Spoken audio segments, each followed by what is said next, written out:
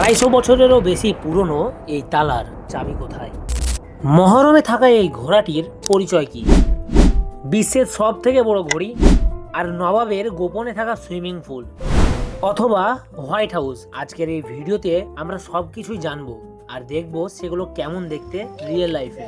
আর হ্যাঁ, তোমরাও কি হাজারদুয়ারি ঘুরতে আসার বেশ সময় খুঁজছো? সেটাও বলবো আমরা এই ভিডিওর মধ্যে। হ্যালো বন্ধুরা, কেমন আছো তোমরা? আমি হচ্ছি বাদশা, আর আজকে আমি চলে এসেছি হাজারদুয়ারি। তো এই হাজারদুয়ারিটা মহরমের টাইমে, স্পেশালি করে মহরমের সময় দেখতে হেভি লাগে। তো আজকে আমরা তার জন্য এসেছি, আর দেখবো এখানে ভিতরে গিয়ে আমরা কোনো রকম মজা করতে পারি নাকি কারোর সাথে কোনো প্র্যাঙ্ক করতে পারি। তো সঙ্গে থেকো, পুরো ভিডিওটা দেখবে, আর হ্যাঁ, এনজয় হবে কিন্তু। চলো।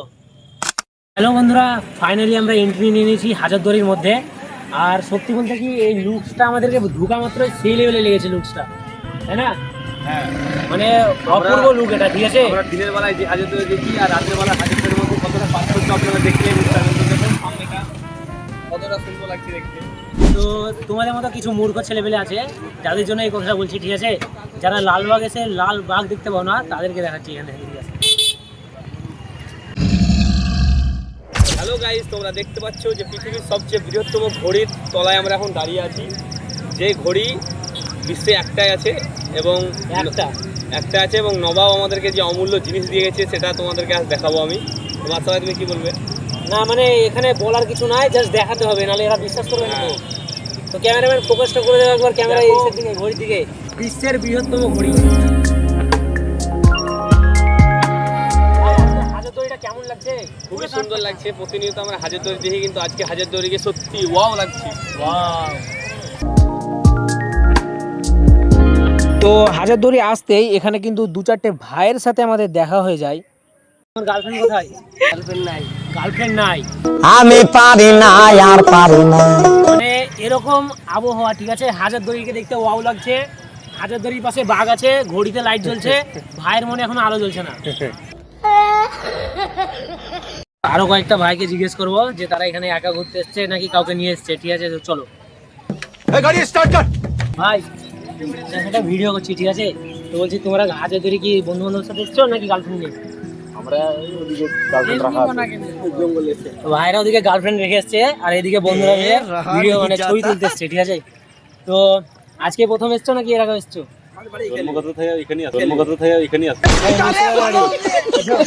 তোমাদের সকলেরই বাড়ি এখানে? আমাদের বাড়ি এখানেই। তোমরাও গার্লফ্রেন্ড নিয়ে এসছো? বন্ধু মিলে এসেছি, গার্লফ্রেন্ড যাদের আছে তারা নিয়ে এসছে, আমরা নিয়ে এসেছি। আচ্ছা, যেমন ইনার আছে, ইনি এসছে অন্য কি সাইডে আছে, বানিয়ে চলে ভাইগুলো হাসছে সব আমাদের কথা শুনে। গাইস, লাইক কমেন্ট শেয়ার করে দিও। তো এবার আমরা ফাইনালি ইমামবাড়ির ভিতরে প্রবেশ করব, আর ভিতরে ঢুকে তোমাদেরকে যতটা সম্ভব জিনিস দেখানোর চেষ্টা করব। বাইরে থেকে ইমামবাড়ির গেটটা দেখতে অনেকটাই সুন্দর লাগছিল, কিন্তু ভিতরে কোনো ভিডিও করা নিষেধ।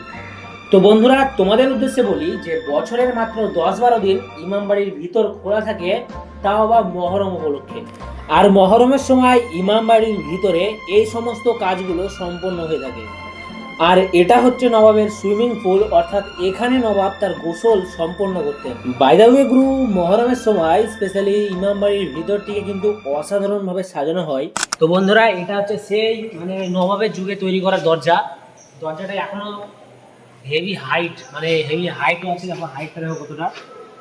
আর সেই লেভেলের হার্ডি দরজাটা, মানে পুরোটা লোহা দিয়ে তৈরি। দেখো কাছে এসো, লোহার দরজাটা আজ পর্যন্ত খোলা হয়নি। আর হয়ে হচ্ছে সেই তালা, যে তালা নবাব সিরাজদৌল্লা মেরে গেছিল। আর এই চাবি, এই তালার চাবি আজ পর্যন্ত কেউ খুঁজে পায়নি।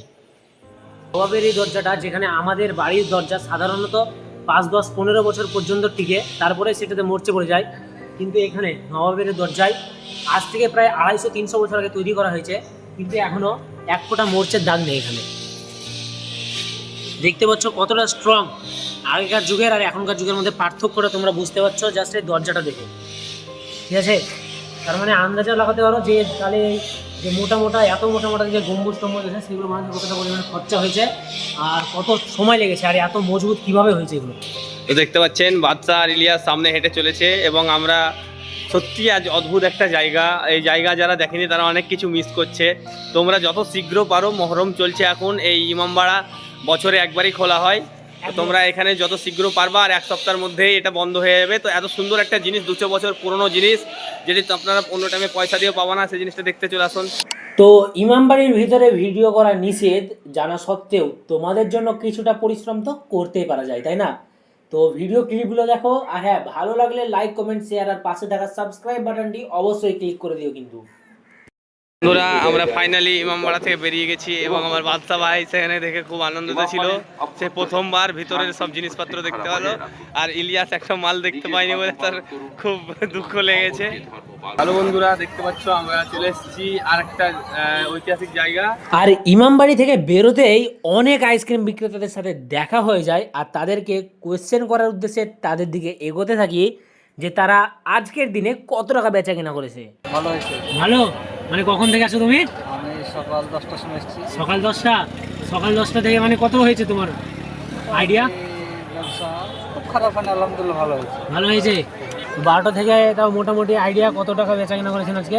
হয়েছে 4-5 হাজার এরকম হবে। 5,000। ও ভাই, আয়ও অনেক বেচা কেনা করেছে, ঠিক আছে কাকা। বলছি আপনি এখানে কখন আইসক্রিম বেচতে এসেছেন? 11টার দিকে। 11টা। তার মানে 11টা থেকে আপনি বাড়ি যাননি? না, বাড়ি জানি তো। বাড়ি যাননি। তো শরীর কেমন আছে আপনার? ভালো চেঙ্গা চাঙ্গা। আর ব্যবসা? ব্যবসা ব্যবসা হয়নি? কেন হয়নি? মানে এখানে আরো অনেক আইসক্রিমার আছে, তারা তো বলছে হেভি হয়েছে, চাঙ্গা। হয়নি। তাও কত টাকা বেচা কেনা হয়েছে মিনিমাম? 3,000 টাকা 3,000 টাকা বেচা কেনা করেছে, আর বলছে হয়নি সেরকম। হয়নি। গায়ে গেলি তো 2,000 টাকা হয়ে যায়, 4টার সময় গিয়ে। গায়ে মানে গ্রামে গেলেই 2,000-এর উপর হয়ে যায়, তাই তো? তো সেই তুলনায় আজকে একটু ব্যবসাটা কম হয়েছে। কিছুই হয়নি। কিছুই হয়নি। তো হবে চাপ নেই, আজকে না পরের দিন হবে। হবে বলেই তো আশা, হ্যাঁ। দাঁড়িয়ে আছি। তো এখানে আছে আমাদের গ্রামের সেই ভাইরাল জব্বার কাকা। জব্বার, দাঁড়াও দাঁড়াও দাঁড়াও, ভাইরাল জাম্পার ভাই চলে এসেছে। বলিয়ে नहीं বাংলা में बोलिए, ठीक है? কখন এসেছেন? এসেছি সকালে, সকাল কটা? মোটামুটি 11টা। 11টা। সকাল 11টায় এসে এতক্ষণ পর্যন্ত ব্যবসা কিরকম চললো আজকে? ভালো। ভালো। খাওয়া দাওয়া? খাওয়া দাওয়া হয়নি, খাওয়া দাওয়া কোথায় করবো বলো? আর শরীরের অবস্থা? টানা কেরাসিন। একদম। তো মানে মিনিমাম বেচা কিনা কত টাকা করেছেন আজকে? 4.5। 4.5। 4,500 টাকার উপরে, তাই তো? সকাল 11টার দিকে এসে এখন বাড়ি যাবেন, দিয়ে আবার কালকে। তো সকাল 11টার দিকে এসে আমাদের গ্রামের জাব্বার কাকা মানে 4,500 টাকার উপরে ইনকাম করেছে বেচা কিনা, ঠিক আছে? মানে সবাই 4-5 হাজার টাকার উপরে বেচা কিনা করেছে। আমার কাছ থেকে সবকিছু 300 দিয়ে ওটা ফেসবুকে দিবা। বছরের অন্যান্য সময় হাজারদুয়ারি আর ইমামবাড়ি কেমন দেখতে হয় সেটা তো আমার জানা নেই, তবে বিশেষ করে মহরমের সময় হাজারদুয়ারি আর ইমামবাড়ি দেখতে অপূর্ব লাগে। আর হ্যাঁ, ভিডিওটা যদি তোমাদের একটু হলেও ভালো লেগে থাকে তাহলে একটা লাইক, কমেন্ট, শেয়ার আর পাশে থাকা সাবস্ক্রাইব বাটনটি অবশ্যই প্রেস করে দিও।